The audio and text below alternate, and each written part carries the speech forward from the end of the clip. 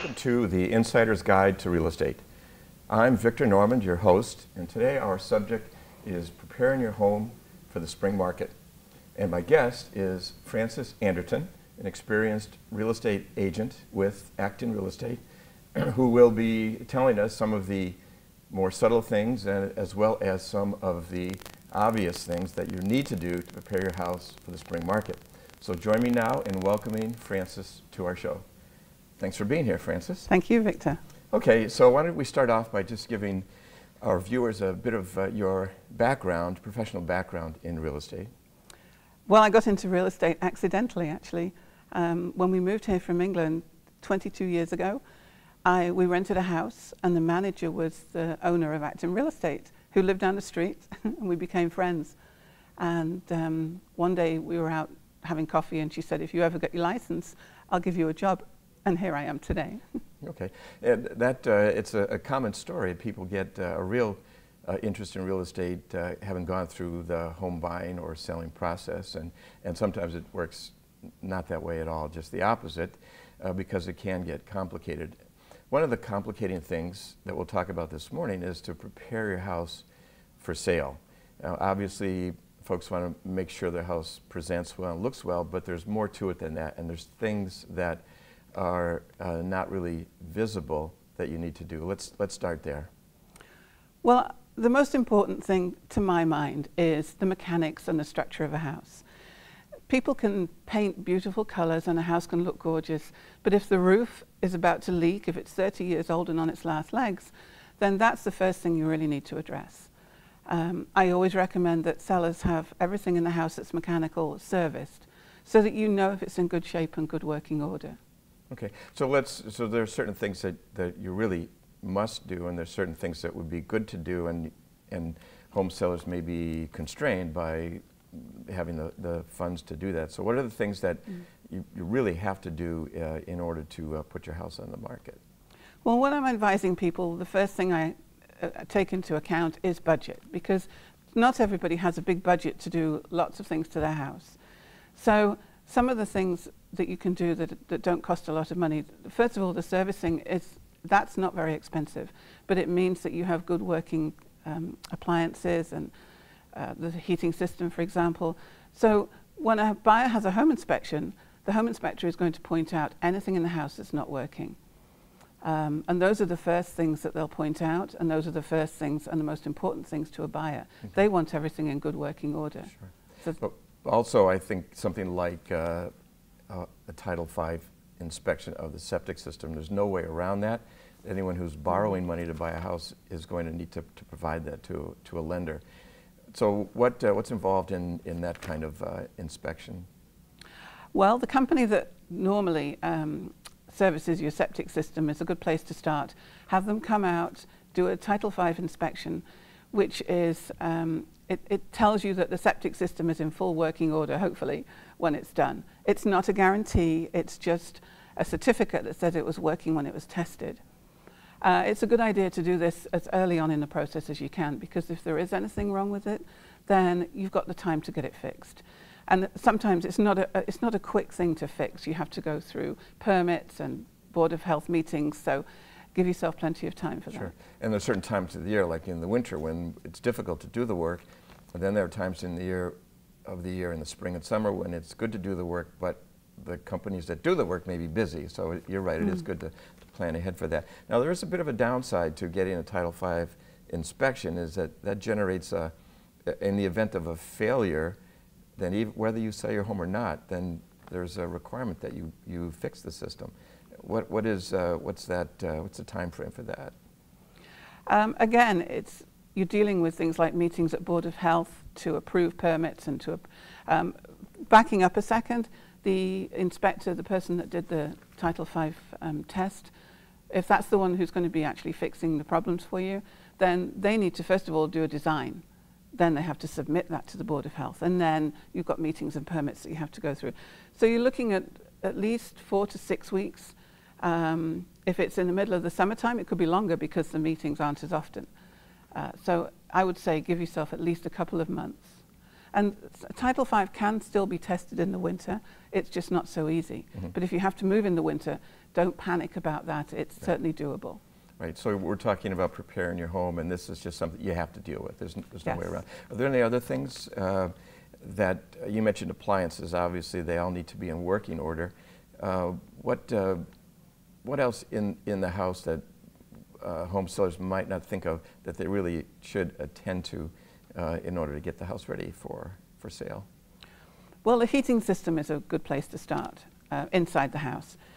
If it's a very old boiler or furnace, then it might be an idea to get a new one, to have it upgraded, because it'll be an awful lot more efficient. And while you're still living in the house, you'll get the benefits too. It would be a very good sale item. The same with plumbing, electricity. Have contractors, have professionals check these things out for you to make sure, first of all, haven't got leaks. If you have a 100 amp electricity service, consider upgrading it, because so many people these days have electronics coming out of their ears. I mean, every room you go into in a house usually has several electronic things going on. And so a 200 amp system is also going to be a benefit to you when you come to sell. Okay, so you want to deal with these mechanical aspects of the home, and if someone decides, well, I really more interested in making the house look good, I'm not going to deal with those things, I'm just going to tell prospective buyers that I'm selling it as is. How does that usually work out? Well, it's always the seller's choice what they do to a house. I can only advise, realtors can only advise what we think is the best thing to do. Again, it also comes down to budget. It may be that the budget runs to painting several rooms because they're in need of it, but nothing else. And that's fine, because we have to work with, excuse me, we have to work with what we have. Mm-hmm. Some people ask me quite often, do I need to put in a whole new kitchen? Do I need to change all the bathrooms? Again, it depends on the house and the budget. Yep. So you mentioned a home inspection. Now for an older home, sometimes it's advisable to do a home inspection, for this home seller to do a home inspection, even though the home buyer usually does one and can still do one. So what's the advantage for a seller to pay for a home inspection? Well, they know up front if there are any major issues that are going to come up with the buyer's home inspector, and they can fix them if they so choose to. So, for example, a home inspector will arrive at the house, and the first thing he or she does is walk around the outside of the house and check from the roof downwards. So they're looking at damaged roof, gutters, siding, checking that all those things are in good condition. So those are major things. Everything that a home inspector finds will go in the home inspection report. Okay. And so a buyer, at the end of the day, after the inspection, can't remember everything, but they'll read through it, and they'll see these major items that need fixing, and those are the things they'll ask the home seller to do at that stage. So it's possible the home inspector could turn up things wrong with the house that a home seller didn't even know. So that's something, once that's discovered, that has to be disclosed. But there is an advantage when you finally get to an offer and there's some negotiation to take place, and home sellers try to trade on these defects. You can use the home inspection that the home seller did and disclosed to the home buyer as putting the home seller in a stronger position to negotiate the sale of a house. So that there's an advantage there. But there's something else that allows a home seller to deal with these defects in a more cost-effective way than if they waited for them to turn up in the buyer's home inspection. Tell us about that a bit. Well, if they have their own inspection ahead of time, if something turns up, they can fix it ahead of time. It may be an item that can be fixed, and because it's been mended, then they don't have to disclose it. Anything that's wrong with a house that's a defect, you need to disclose to a home seller, particularly things like maybe you've had water in the basement. And we actually provide a form for sellers so they can disclose everything that's relevant about the house that the home buyer needs to know. This helps the seller because the buyer knows ahead of time, so they can't come back later on and say, we didn't know about this, because the seller's disclosed it. Sure, and I can see a real advantage there in providing a document that discloses everything. because they're typically, as home seller, may price their home with these deficiencies in mind, but it's the home buyer comes along and doesn't see it that way. And so by having this disclosure, you can point to that document and say, I did disclose it to you, and my selling price reflects these defects. And there's also an advantage, I would imagine, that once a defect is identified formally, if you will, in a contract, then it has to be dealt with in a more formal way, if you will. Yes, and if a material defect appears at a home inspection, and the buyer decides not to buy the house because of it, which hopefully they won't, hopefully they'll give the seller a chance to fix it. But if that happens, then the seller afterwards, when the house comes back on the market, they have to disclose that material defect. Sure. And if they'd had an inspection in the first place, then they would know about it and would have made the choice whether to fix it ahead of time or deal with it when it turned up. Sure. So a homeowner can correct a defect, can pull building permits properly and actually do the work themselves, but that doesn't always work once it gets into the purchase and sale agreement. No, most buyers, if they ask for some work to be done on a house, they really want to see receipts from a licensed contractor rather than a homeowner doing it themselves. Sometimes the buyer will ask for money back rather than have the seller actually do the work, and then the buyer can choose who they use to do that. So that's one way of doing it. So it might be much more efficient to just deal with it. And I think one of the theories, if you will, of real estate that I've always had is that at the end of the day, there are no secrets, that there are just so many people involved in any real estate transaction between lenders and home inspectors and friends in the business, attorneys and so on, that whatever flaws are in the house are going to come out, and the key to that is either repair them or disclosure. Yes, and disclosure is the best way to go, because then as a seller, you know you've done your best to let everybody know any issues with the house, and then it can't come back and bite you later on because somebody didn't know about an issue. Okay, so now we've really done talked about these things that need to be done, that really that are much more related to how the house works than how it looks. And so now let's get into what can be done to prepare your house for sale that's very efficient and deals more with the appearance of the house. So what are some of those things? Well, I think everybody who watches HGTV, which is practically every homeowner, knows the word clutter. And that's the first place to start. Clear out as much as you can in the house.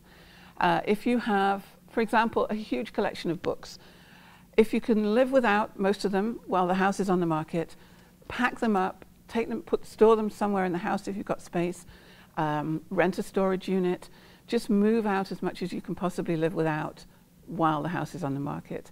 The reason for this is because buyers want to see the house, not your stuff.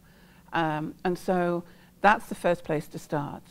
And it can be absolutely overwhelming, but if you make a plan for yourself, I make lists. I'm not a list maker, but for doing something like that, I'll make a list and I'll work through it. Okay. And then that's the first place.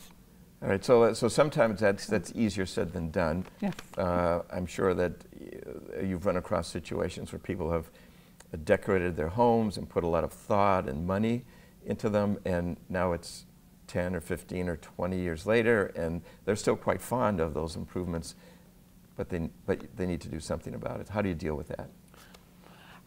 Well, the first thing I have to remember is this is somebody else's home.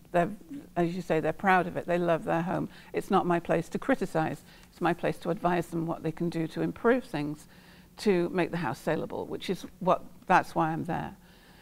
In many cases, with an older home, we can actually, by removing the clutter to start with, you can see what bones you've got to work with. And that means that you can often use what you've already got. Sometimes staging helps.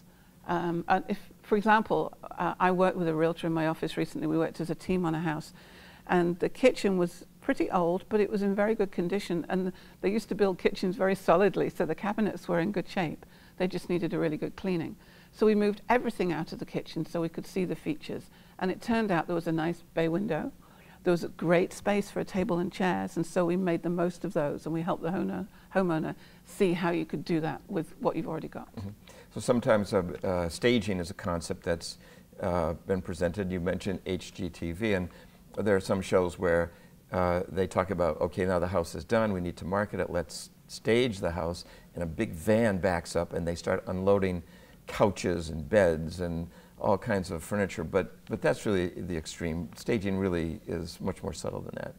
Yes, that's the kind of staging you do with a big empty house, and if it really needs a lot of help. Most homeowners have furniture and items in a house that we can use for staging, because the whole point of staging a house is to point out the major features in a room. So, for example, a fireplace in a living room. We just want to arrange the existing furniture, if we can, to show that fireplace to its best advantage. Highlight some of the features. What about some Exactly. of the negative things that you really can't do anything about? Is there a way to de-emphasize those types of things? You do that by emphasizing the positive. Okay. And you can't start hiding things. That's not what we want to do. But we can draw attention to the really important features, or the ones that might be the most important to a buyer. Okay, so if homeowners got decades of possessions in a house, and you come along and tell them we need to show your house and take these things away, and what do I do with them?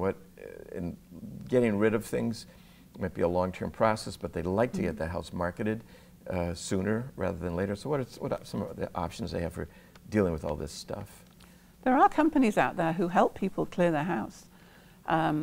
Not just a dealer who comes and takes everything away, but companies whose job is to work with you room by room and help you sort out what you want to do, whether you want to donate things, whether you want to keep them, whether things are for the trash.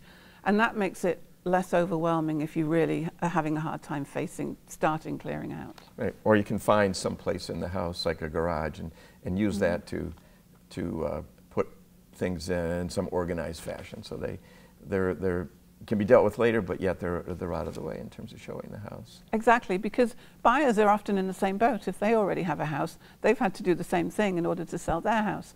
So buyers will forgive you if you have one space where you tend to store everything, whether it's the garage or a space in the basement. They just don't want it all over the place, but they understand if you have to store things in the house. Sure. What about a pod in the driveway? That's a really good idea. There are different companies. Pods is one of them.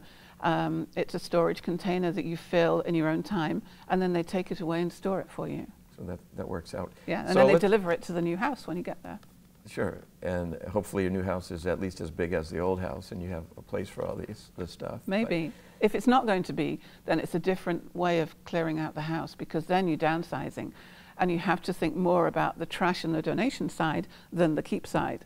Right. So you might need help then. Preparing the house for sale is, you mentioned downsizing, there's something else going on there besides just preparing the house. There's just dealing with decades of possessions. So what are the priorities? You mentioned budget. You started there. What kind of a budget does a home seller have? And now the house is older. There's lots to be done. What's the priority of preparation to get a house ready for sale? Well, one of the most important things is budget, and how much a homeowner can actually do, or even how much they're willing to do to get the house on the market. Once everything's been cleared out, if we need to move furniture around to highlight features, whatever we need to do to get the house in physical shape, we will do and help them with. But then there are certain things you can do afterwards. When you've worked hard on a house, quite frankly, it can be exhausting. So I always recommend to my homeowners that they have professional cleaners come in at that point. Just take away the need to clean the house, let somebody else do it, and clean the windows, because they're jewelry in a house, they're the sparkly part, and clean windows make an enormous difference. So that's something you can do at the end once you're just ready to come on the market. Okay, so so cleanliness is a low budget item, but very important. Has a huge impact, yes. Huge impact. Yeah. Okay, so but again, where do I start in my house? If I just need to put my money someplace, where would be the best place to start? if you're looking at renovating rooms, the best places to do first are the kitchen and the bathrooms. Those are the most important rooms that sellers are looking at, buyers are looking at, sorry. A brand new kitchen is a big saleable item, and you get back a lot of what you put into kitchens and bathrooms. Hardwood floors in a house, if you have hardwood floors, they're also a big bonus. They're a benefit to buyers. They love hardwood floors. If they're in good shape, then you're fine. If they're not in good shape, consider having them refinished. Don't go covering up parts that might need refinishing if you don't want to do it. Just leave them as they are, and then a buyer can see that the hardwood is there, and they can decide what to do with it. Right. So the challenge is that typically someone who buys a house expects that as soon as they close on the house, they're going to be able to move into it. So that's why something like a kitchen is important, because they need to use the kitchen right away. So renovating a major renovation on a kitchen is really a challenge for a home buyer, and just may not work for them. And most buyers these days want homes they can move straight into. We have far fewer home buyers who are looking for properties to renovate. So they want everything to be in good shape. Okay. Paint colors they will forgive, and buyers like to paint, sellers like to paint their houses because they look pretty, and so that's fine. But the kitchens and bathrooms are big ticket items, and you'll benefit enormously if you work on those. Right. So one strategy might be, if you have a very dated kitchen, and you mentioned, just doing some work to it. I think if you think in terms of a total renovation, that your taste may not be the taste of a buyer, and it's possible to over-improve a kitchen, and a buyer be faced with redoing something that's brand new, and that doesn't work. So just making it look good and work, and keeping it clean, and taking things off the windows, I guess, is a good thing to do. Everything off the fridge. Is a good strategy. Take all the magnets off the fridge. Yeah. Yeah, sure. Yeah. If a homeowner, if the house has an original kitchen or an older kitchen and bathrooms, and everything's sparkling clean and in good condition, then we tend to reflect in the price the fact that it hasn't got a brand new kitchen. And so there's a balance there. So when they're shopping around, there's so much information available to prospective buyers that hopefully they'll be able to make that judgment that these houses are priced higher because they do have a new upgraded kitchens or baths and so on. Yeah. So recently, Frances, you held a seminar on this topic, preparing your home for sale, and you had real home sellers in front of you. And so what was on their mind? What were some of the interaction you had with them?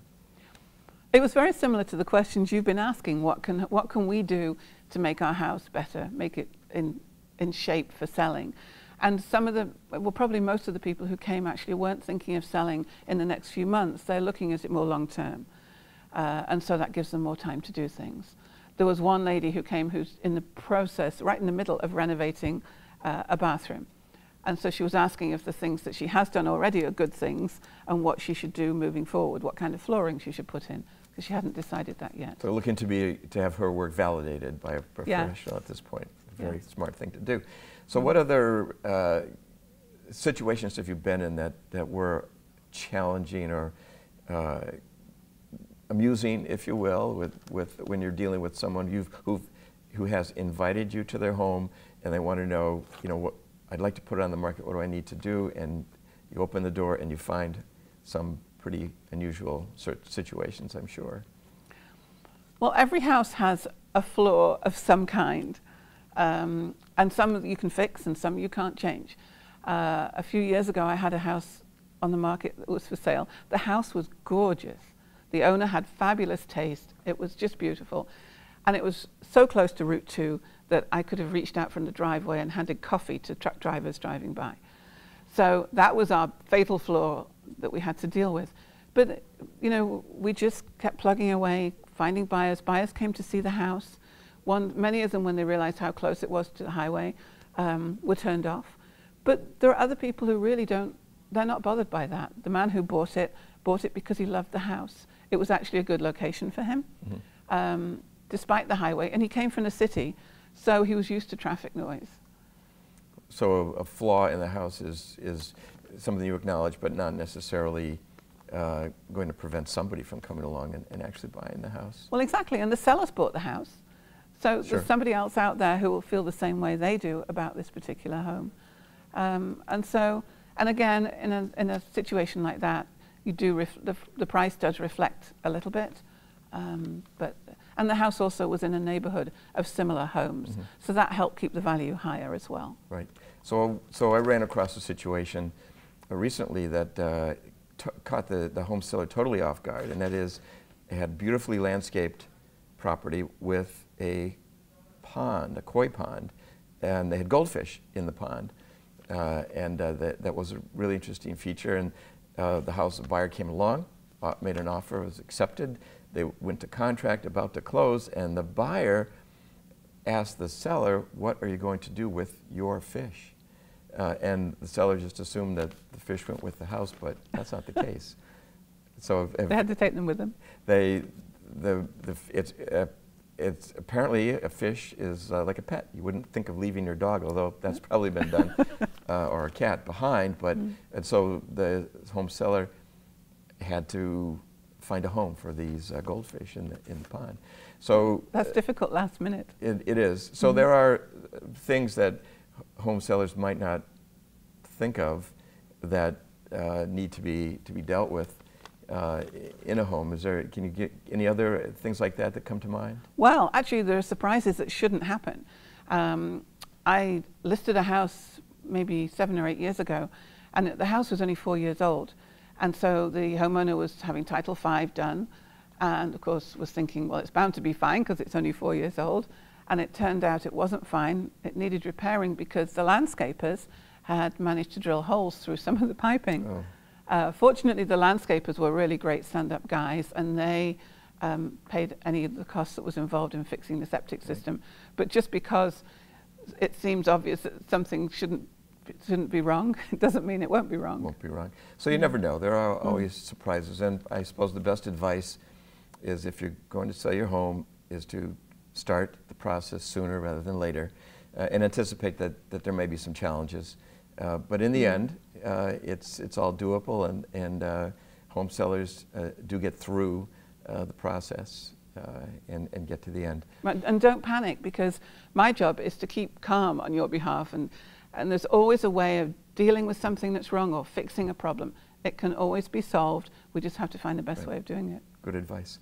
Well, Frances, thanks very much for being here today. Thank you. And thank you for watching. See you next time.